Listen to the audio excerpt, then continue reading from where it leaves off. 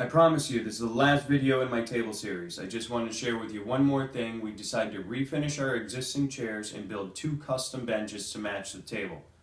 Check this out. So you're looking at the dining room without chairs. Now you're looking at the dining room with the old chairs at the table. And then, after the chairs are refinished, now we have the dining room with the new chairs and the benches. So I'm going to give you a brief overview of what and how we did it, and if you have any further questions, just ask them in the comments below and I'll do my best to answer them.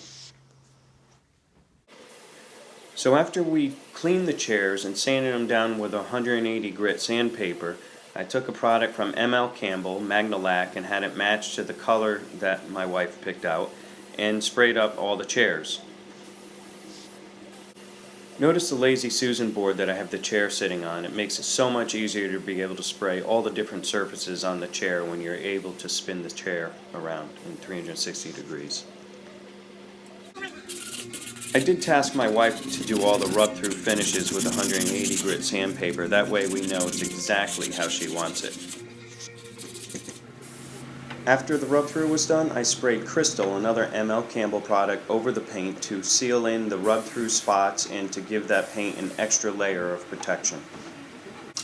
The benches are quite similar in design to the table, with the exception of the legs being permanently part of the bench top instead of being able to come out like on the table. After the tenons were cut on the legs and glued into the bench top, then I took the router with the jig and made the slot for the walnut inlay to match the tabletop. After I finished cleaning out the corners with a chisel by hand, I ripped up the walnut inlay and glued up the groove and hammered it in there. You do want to be careful that you don't put too much glue in the groove because it will actually stop your solid wood from bottoming out where you want it to.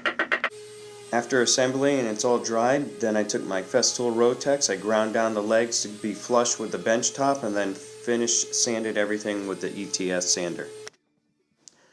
I used the same finishing process that I did on the tabletop using the Festool Surfix kit, which is a combination of tung oils, walnut oils, some waxes, and after 3 coats it left a beautiful finish and very durable and easy to maintain.